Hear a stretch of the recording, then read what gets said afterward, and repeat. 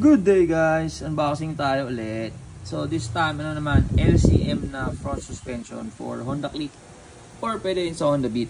Let's go! Chinin! Well baka dito sa video tinanggal ko na yung may bubble wrap kasi ito. Nakalagay dito sa niya. Yan, cover niya. Tinanggal ko na. So yan siya.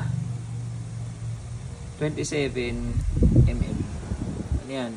Pasok sa stock tipos. Yun o. Ganda.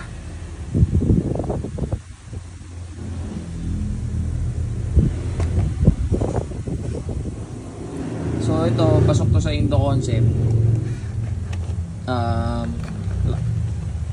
Ovig yan. So mataas siyang pumutos. So mayroon siya itong mga goma. Kita mo yung play nya hanggang saan. Pag lubog na ganun din like other parts, kailangan mo din yan ipa-retune na pag lubog na masyado. So yun lang. Salamat.